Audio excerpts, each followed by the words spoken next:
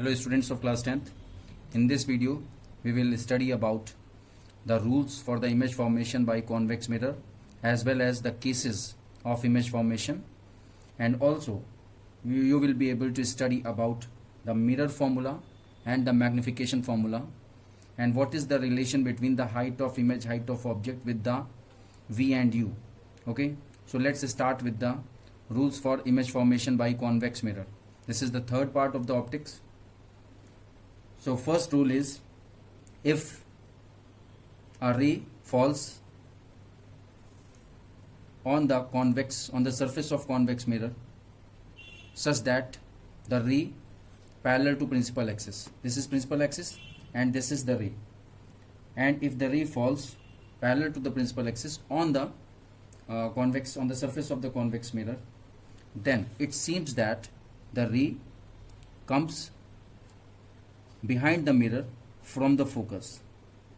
ऐसा लगता है कि ये रे रिफ्लेक्शन के बाद ऐसा लगता है, अगर यहाँ से कोई देखे तो उसको ऐसा लगेगा कि ये मिरर के पीछे से जो मिरर का फोकस है उससे रिफ्लेक्ट होकर के उससे आ रही है. Okay, so this is the first rule. The second rule is, if the रे falls on the surface of the convex mirror in such a way that if we draw the tangent to the surface of this convex mirror and 90 degree to that tangent, if the ray falls, means in other words we can say that if the ray falls 90 degree on the surface of the convex mirror, then it seems to come back from the center of curvature of the mirror, which is behind the mirror. So in this case the reflected ray follows the same path of the incident ray. ये कैसे होता है इसका detail मैं आपको समझा चुका था कॉनकेव मिरर के केस में. टेंजेंट और उस पर परपेंडिकुलर, नॉर्मली परपेंडिकुलर जो ड्रॉ किया जाता है, ये पूरा चीज़ मैं समझा चुका हूँ. So if you forgot that thing you can refer to that video. Now the third rule is, if a ray falls on the surface of the convex mirror in such a way that it seems to go to the focus which is behind the mirror, ऐसा लगता है कि ये रे mirror के focus की तरफ जा रही है जो कि मिरर के पीछे है, तो क्या होगा, ये इसका रूल नंबर 1 का ऑपोजिट है. तो ये after reflection this ray will become parallel to the principal axis. ठीक है, आप देखो इन दोनों को देखो, इसका जस्ट अपोजिट रूल नंबर 1 का जस्ट अपोजिट रूल नंबर 3 है. Okay, and rule number 4 is simply related to the law of reflection. If a ray falls directly on the pole, then we know that the principal axis is normal to the tangent drawn on the surface of the convex mirror or concave mirror. So if this principal axis acts as normal, we can say that the angle of incidence will be the angle between the principal axis and the incident ray. This is the incident ray and the principal axis is this. So angle between these two is known as angle of incidence. And if this principal axis acts as normal, then according to the law of reflection, the angle of reflection will be same as angle of incidence. So this will be reflected back in such a way that angle R is equal to angle I, where angle R is the angle of reflection and angle I is the angle of incidence. So these are the 4 rules. मैं recap कर दे रहा हूँ.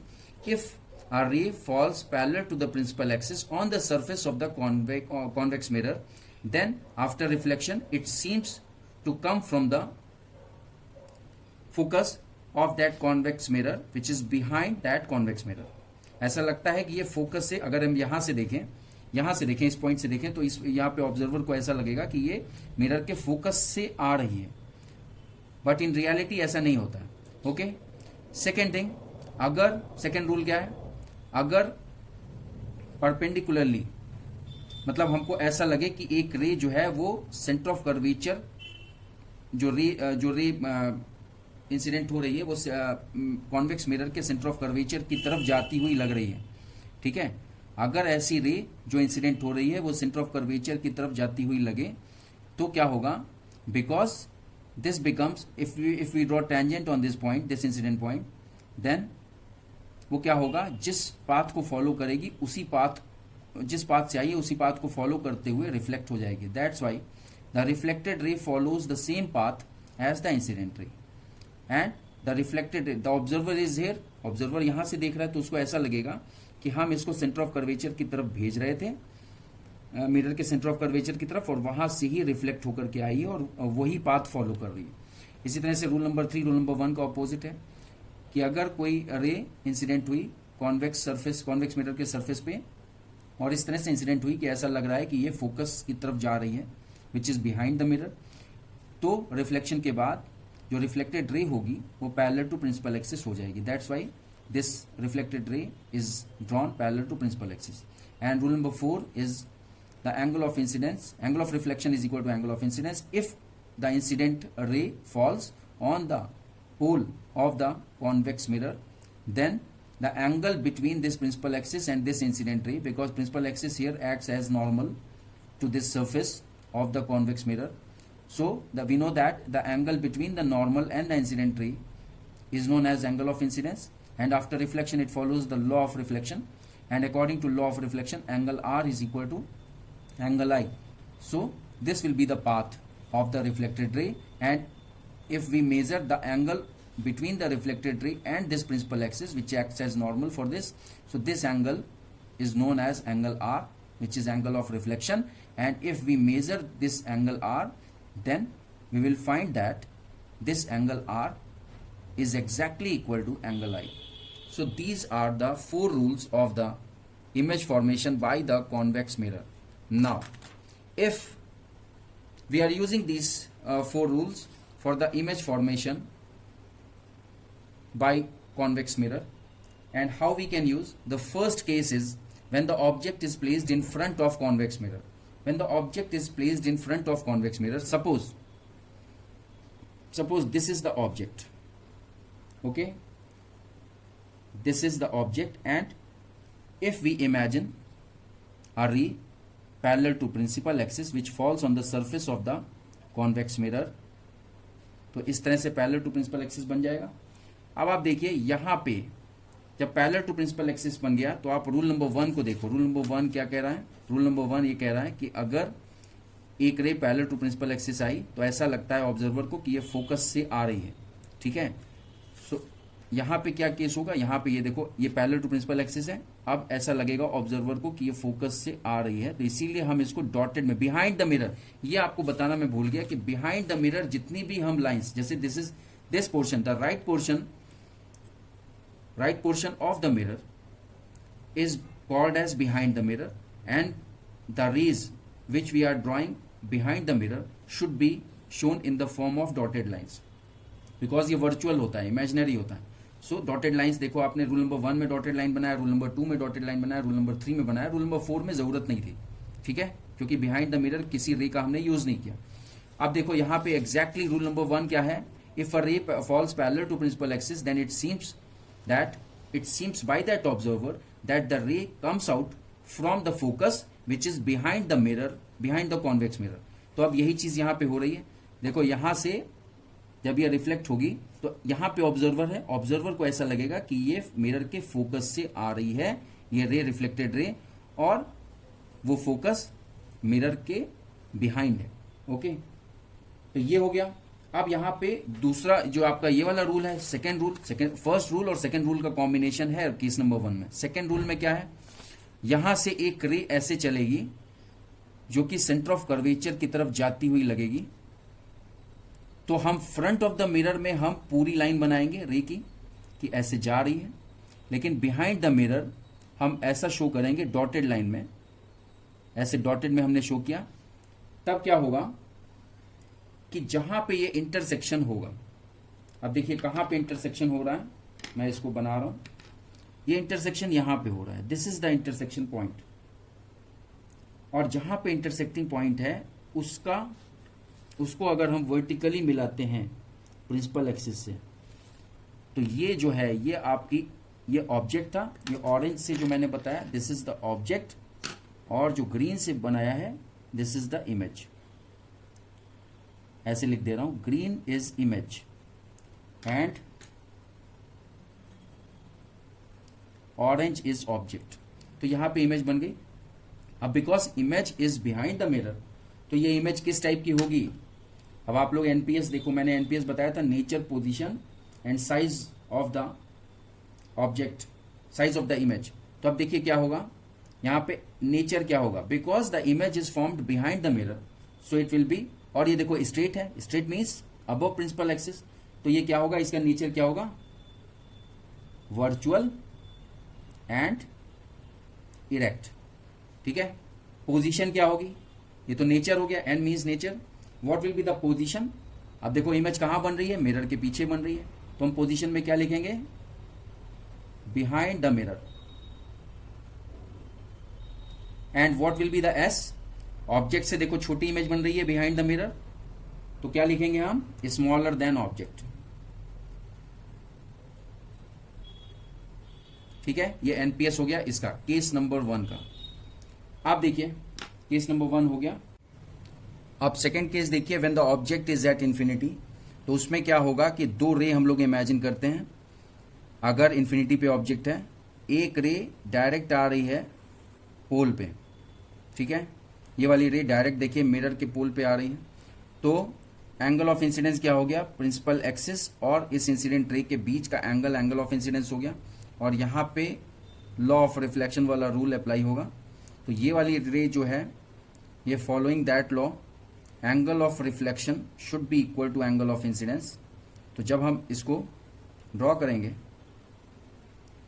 तो ये reflected ray इस तरह से हम शो करेंगे। So the angle r is equal to angle i, ये होगा। अब क्योंकि हम ऑब्जेक्ट को इन्फिनिटी पे शो कर रहे हैं, तो इसलिए हमको दूसरी रे भी हमको पैरेलल टू दिस रे एक हमको इमेजिन करनी पड़ेगी। सपोज हमने ये इमेजिन किया कि ये है पैरेलल टू दिस रे। अब जब हमने ये दूसरी रे बना ली, तभी हम कह सकते हैं कि the rays, these two rays are coming in such a way that the object is at infinity. Object से ही आ रही, मैं आपको पहले भी बता चुका हूं, हजारों रे आती हैं किसी भी ऑब्जेक्ट से, उसका कोई वो काउंटिंग नहीं है, लेकिन रे डायग्राम हम केवल मैक्सिमम 2 रे लेकर के ही बना पाएंगे, क्योंकि इतनी सारी रेज बना करके इमेज फॉर्मेशन शो किया ही नहीं जा सकता। तो अब देखिए क्या होगा, ये दोनों पैरेलल रेज हो गई, तभी हमने डिक्लेयर किया कि object is at infinity.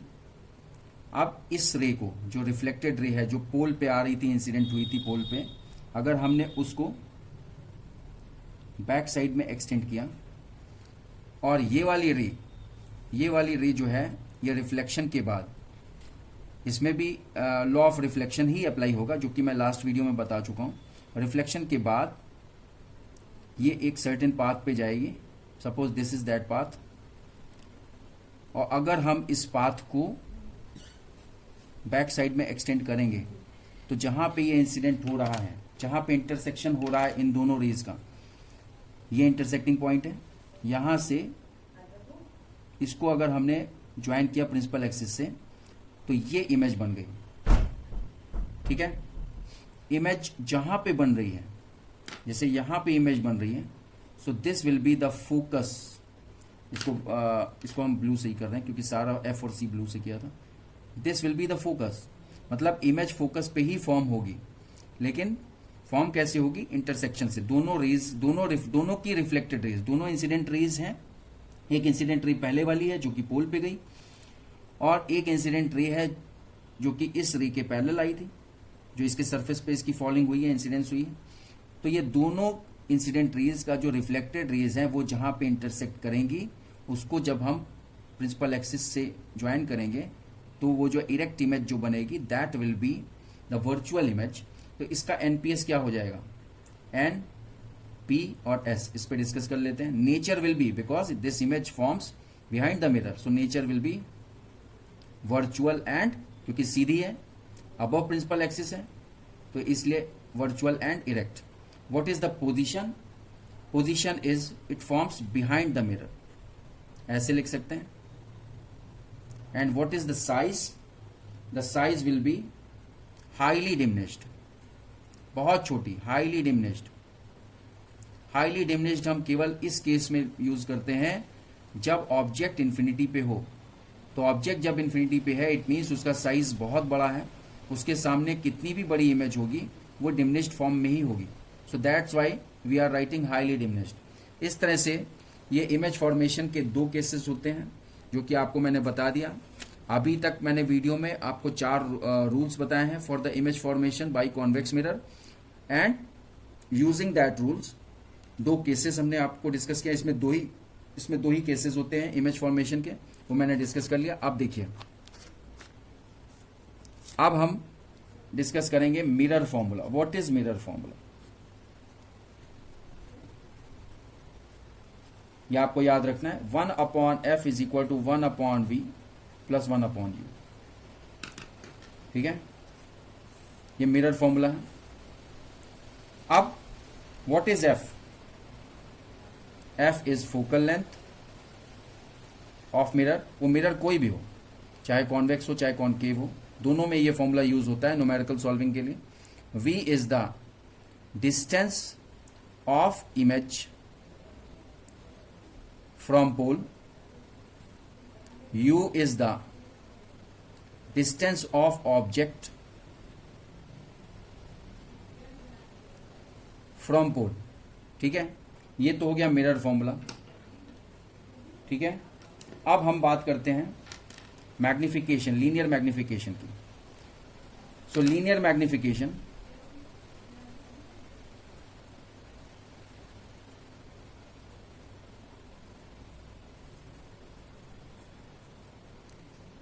Linear magnification को हम स्मॉल m से रिप्रेजेंट करते हैं। स्मॉल m से रिप्रेजेंट करते हैं तो देखिए,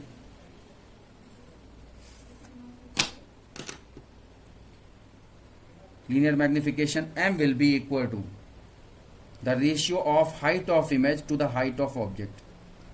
height of image upon height of object. तो हम कह सकते हैं HI/HO।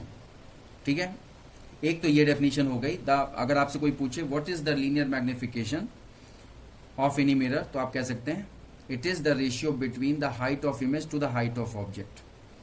दूसरा चीज, एक और चीज होता है m is equal to, this is for the mirror only, for the curve mirror, m is equal to -v/u। v और u आपको बता चुके हैं। v is the distance of image from the pole and u is the distance of object from the pole. तो आप ये first equation मान लीजिए, ये सेकेंड इक्वेशन मान लीजिए, तो लीनियर मैग्निफिकेशन के हिसाब से क्या हो जाएगा? m will be equal to HI/HO is equal to -v/u। ये फॉर्मूला आपको हमेशा याद रखना है। m is equal to HI/HO is equal to -v/u, क्योंकि ये न्यूमेरिकल में यूज होता है। ठीक है, okay, thank you very much for watching this video.